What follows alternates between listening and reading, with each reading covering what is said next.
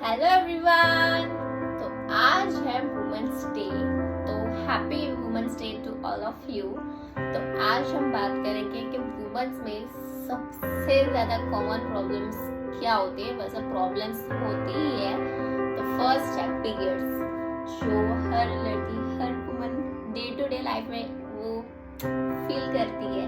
तो फर्स्ट है पीरियड। तो पीरियड में हम डाइट से कैसे उसको कम कर सकते हैं और प्रिवेंट कैसे कर सकते हैं, उस जो हमें जो दर्द होता है उसको हम थोड़ा सा कम कैसे कर सकते हैं, तो डाइट से थ्रू।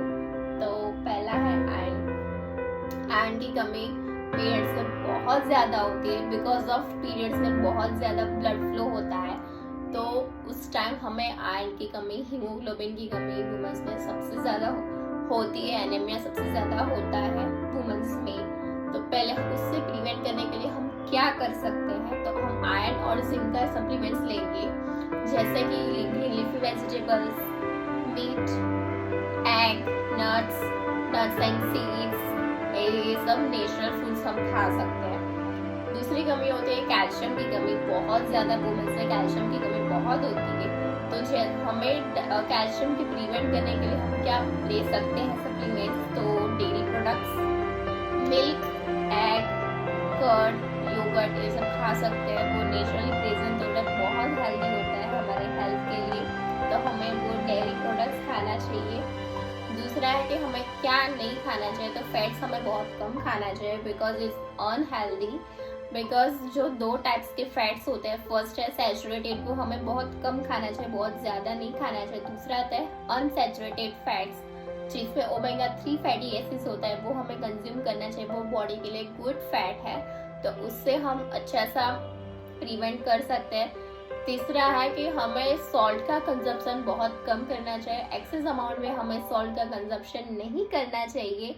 और जो वुमेन्स होती है आजकल, तो सभी अल्कोहल पीती है, तो अल्कोहल का थोड़ा सा कम कर सकते हैं। बहुत ज़्यादा कंजप्शन नहीं करना चाहिए, कम कंजप्शन करना चाहिए। और कैफीन भी सब बहुत पीते हैं आजकल, कॉफ़ी एंड टी, तो उसका भी कंजप्शन हम थोड़ा सा कम करेंगे। बहुत ज़्यादा अमाउंट में हम नहीं करें। एक्सेस अमाउंट में कभी भी अल्कोहल, टी, कॉफ़ी का कंजप्शन नहीं करें। दूसरा चीज़ फील करती है वुमन है, वो है प्रेगनेंसी एंड लैक्टेशन।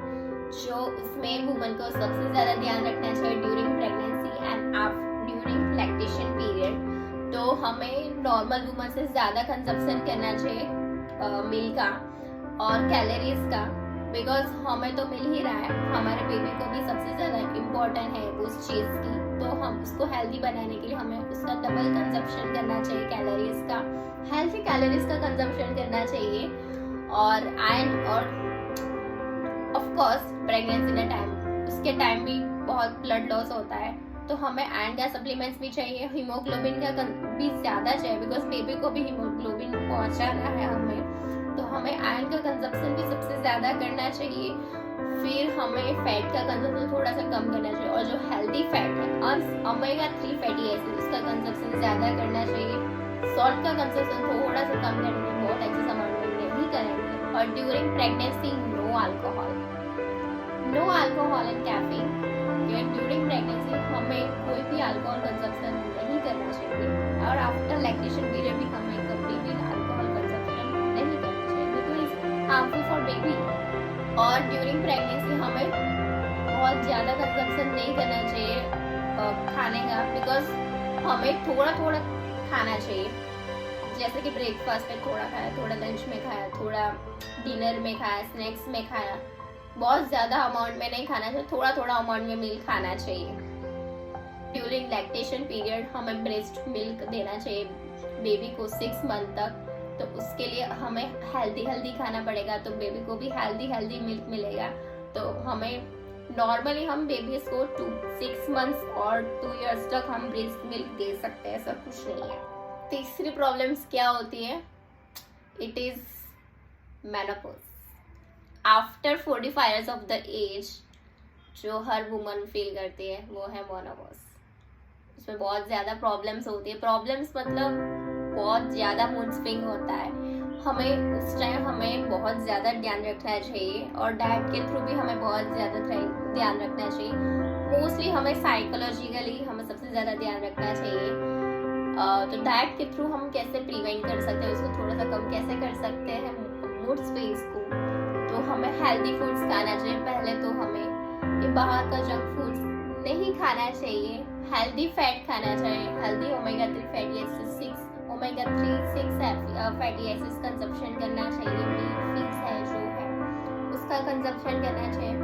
दूसरा है consumption of high amount of calcium. सबसे ज्यादा अमाउंट में कैल्शियम का कंजप्शन करना चाहिए, जैसे कि डेयरी प्रोडक्ट्स है, मिल्क है, एग है, योगर्ट है, इसका कंजप्शन सबसे ज्यादा करना चाहिए।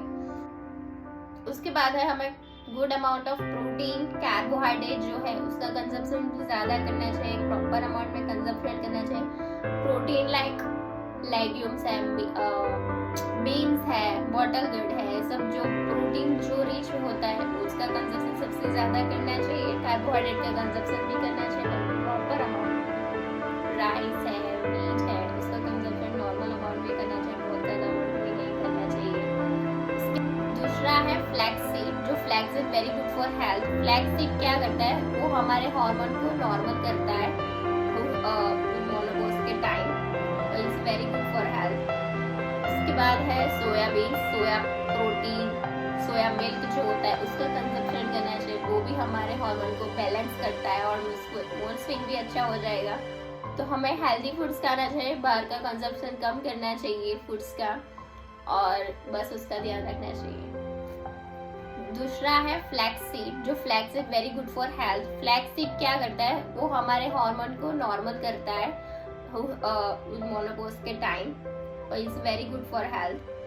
उसके बाद है soybean, soya protein, soya milk जो होता है उसका कंजप्शन करना चाहिए, वो भी हमारे हार्मोन को बैलेंस करता है और मूड स्विंग भी अच्छा हो जाएगा। तो हमें हेल्दी फूड्स खाना चाहिए, बाहर का कंजप्शन कम करना चाहिए फूड्स का, और बस उसका ध्यान रखना चाहिए। और कुछ हम मेरे से कुछ जानकारी चाहिए तो please like, share and subscribe to my channel. Bye guys.